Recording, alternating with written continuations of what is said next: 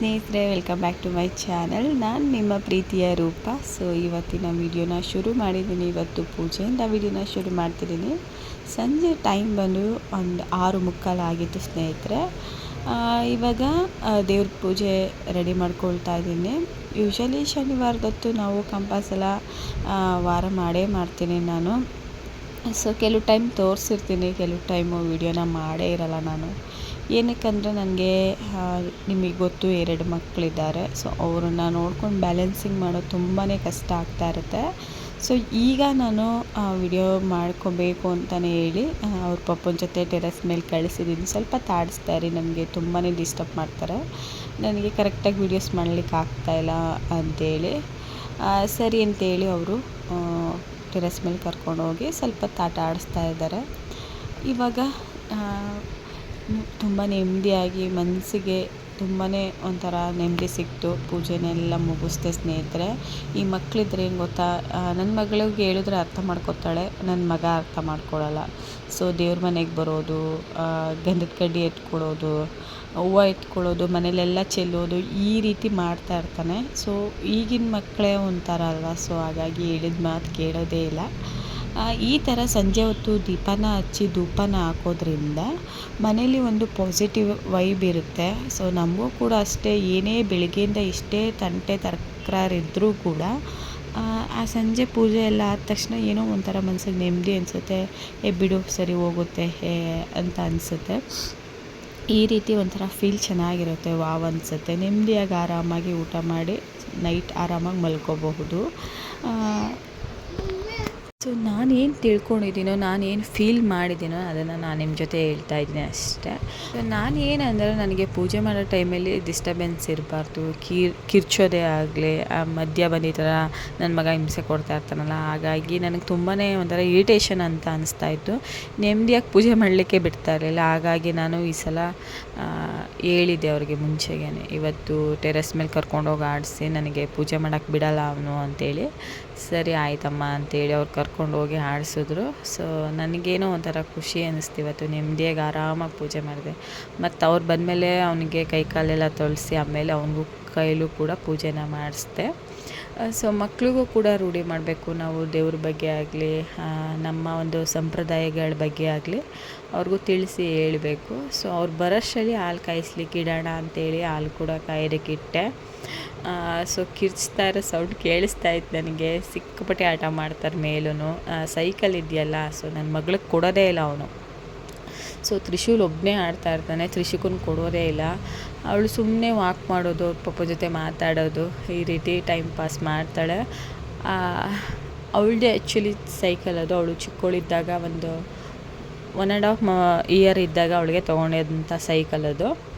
First ಕ್ರೈನಲ್ಲಿ ತಗೊಬಂದಿದ್ದು. ಆವಾಗ 6,000 ಏನೋ around ಅವಾಗೇ.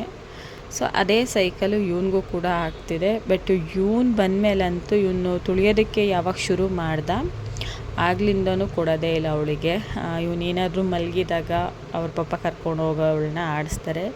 ಸೊ ಇಲ್ಲಿ ನಾನು ಮನೆ ಒಳಗಡೆ ಇತ್ತು ಫಸ್ಟೆಲ್ಲ, ಆಮೇಲೆ ನಾನು ತೊಗೊಂಡೋಗಿ ಟೆರೆಸ್ ಮೇಲೆ ಇಟ್ಬಿಟ್ಟೆ. ಇಲ್ಲಿ ತುಂಬಾ ಸೈಕಲಿಂದ ವಸ್ತುಗಳನ್ನೆಲ್ಲ ಹಾಳು ಮಾಡ್ತಾನೆ. ಸೊ ಹಾಗಾಗಿ ಈಗ ಮಗಳು ಕೂಡ ಬಂದು ಅವಳಿಗೂ ಕೂಡ ಪೂಜೆ ಎಲ್ಲ ಮಾಡಿಸಿ, ಇವಾಗ ಸೋಂಪು ಪುಡಿ ಇತ್ತು, ಸೋಂಪು ಪುಡಿ ತಿಂತಾಯಿದ್ದಾರೆ. ನನ್ನ ಮಗ ಅಂತೂ ವಿಪರೀತ ಆಟ ಮಾಡೋದು ಕಲ್ತಿದ್ದ. ನನಗೆ ಯಾಕೆ ಅಂತಲೇ ಗೊತ್ತಿಲ್ಲ ಇತ್ತೀಚೆಗೆ. ಸೊ ಅವ್ನು ಕೇಳಿದಷ್ಟೇ ಕೊಟ್ಟಬೇಕು, ಸ್ವಲ್ಪ ಕೊಟ್ಟರೆ ಈಸ್ಕೊಳ್ಳೋದೇ ಇಲ್ಲ, ಬಿಸಾಕೋದು, ಈ ರೀತಿ ಮಾಡ್ತಾನೆ. ಏನೂ ಮಾಡೋಕ್ಕಾಗಲ್ಲ. ಇನ್ನು ಹಠ ಶುರು ಮಾಡಿದ್ರೆ ನಿಲ್ಲಿಸೋದೇ ಇಲ್ಲ, ದುಃಖಿಸ್ಕೊಂಡು ಅಳ್ತಾ ಇರೋದು. ಕೆಲವು ಟೈಮ್ ಮಕ್ಕಳು ಏನಕ್ಕೆ ಹಠ ಮಾಡ್ತಾರೆ, ಯಾಕೆ ಇಷ್ಟು ಬದಲಾಗ್ತಾರೆ ಅನ್ನೋದೇ ನಮಗೆ ತಿಳಿಯೋದೇ ಇಲ್ಲ.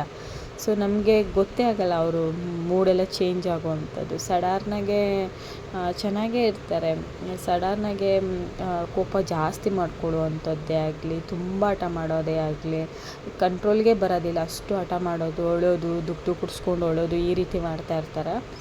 ನನ್ನ ಮಗ ಈಗ ಹಾಗೇ ಮಾಡ್ತಾ ಇರೋದು ಅವನು.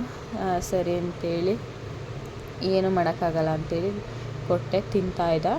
ಇವಾಗ ನನಗೆ ಮಕ್ಕಳಿಗೆ ಸ್ವಲ್ಪ ಆಟ ಬಂದಿದ್ದಾರಲ್ಲ, ಹೊಟ್ಟೆ ಹಸಿವಾಗಿರುತ್ತೆ ಅಂತೇಳಿ ಕಾನ್ಫ್ಲೆಕ್ಸ್ನ ಕೊಟ್ಟಿದ್ದೀನಿ, ಹಾಲು ಹಾಕಿ ತಿಂದ್ಕೊಳ್ತಾರೆ. ಇಷ್ಟ ಅವ್ರಿಗೆ ಈ ಥರದ್ದೆಲ್ಲ. ಸಂಜೆ ಸ್ನ್ಯಾಕ್ಸಾಗಿ ನಾನು ಇದನ್ನು ಕೊಟ್ಟಿದ್ದೀನಿ. ಕೆಲವು ಟೈಮ್ ಬೇರೆ ಬೇರೆ ಏನಾದರೂ ಕೊಡ್ತಾ ಇರ್ತೀನಿ.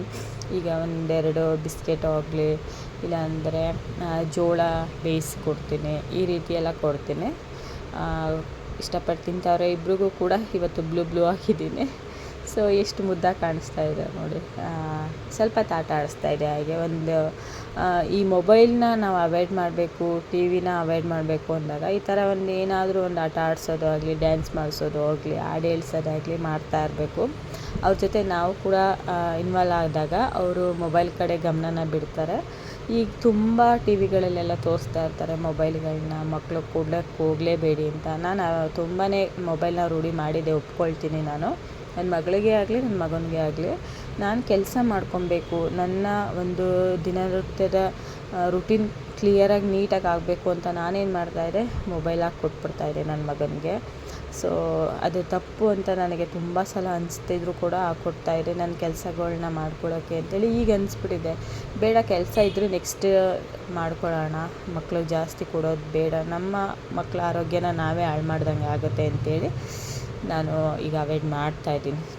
ಸೊ ಇವಾಗ ಜೋಳ ಇತ್ತು, ಸ್ವಲ್ಪ ಜೋಳ ಕೂಡ ಬೇಯಿಸ್ಬಿಡು, ವೇಸ್ಟ್ ಆಗುತ್ತೆ, ಅದು ನೆಕ್ಸ್ಟ್ ಡೇಗೆ ಒಂಥರ ಒಣಗೋದಂಗೆ ಆಗಿಬಿಡುತ್ತೆ ಅಂದರು. ಸರಿ ಅಂತೇಳಿ ಇವಾಗ ಚೆನ್ನಾಗಿ ಈ ಥರ ಎಲ್ಲ ಸಿಪ್ಪೆಲ್ಲ ತೆಗ್ದು ಒಂದು ಸಲ ನೀರಲ್ಲಿ ತೊಳೆದು ಬೇಯ್ಲಿಕ್ಕೆ ಇಟ್ಟಿದ್ದೀನಿ. ಸೊ ನನ್ನ ಮಕ್ಕಳಿಗೆ ಈ ಥರ ಇವಾಗ ಏನಾಗಿದೆ ಅಂದರೆ, ಬೇಯಿಸಿದ್ದು ಕೊಟ್ಟಕ್ಕೆ ಅವ್ರಿಗೆ ಅಷ್ಟು ಇಷ್ಟ ಆಗೋಲ್ಲ. ಅದನ್ನು ಒಂದು ಸಲ ನೀಟಾಗೆ ಇನ್ನೊಂದು ಸಲ ಸುಟ್ಬಿಟ್ಟೆ ಕೊಡಬೇಕು. ಡೈರೆಕ್ಟಾಗಿ ಸುಟ್ಟರು ತಿನ್ನಲ್ಲ. ಈ ಥರ ಬೇಯಿಸಿ ಸುಟ್ಟು ಕೊಡೋದ್ರಿಂದ ತುಂಬ ಇಷ್ಟಪಟ್ಟು ತಿಂತಾರೆ. ಸರಿ, ಅವ್ರಿಗೆ ಇಷ್ಟ ಆದಂಗೆ ಕೊಡೋಣ ಅಂಥೇಳಿ ಒಂದು ಸಲ ಬೇಯಿಸಿ ಈ ರೀತಿ ಸ್ವಲ್ಪ ಸುಟ್ಟು ಕೊಡ್ತಾಯಿದ್ದೀನಿ. ಇದಕ್ಕೆ ಸ್ವಲ್ಪ ಉಪ್ಪು ಹಾಕ್ತೀನಿ ಅಷ್ಟೇ, ಇನ್ನೇನು ಹಾಕಲ್ಲ, ಖಾರದ ಪುಡಿ ಏನೂ ಹಾಕಲ್ಲ, ಜಸ್ಟ್ ಒಂದು ಸಾಲ್ಟ್ ಹಾಕಿ ಕೊಡ್ತೀನಿ, ತಿನ್ಕೊಳ್ತಾರೆ.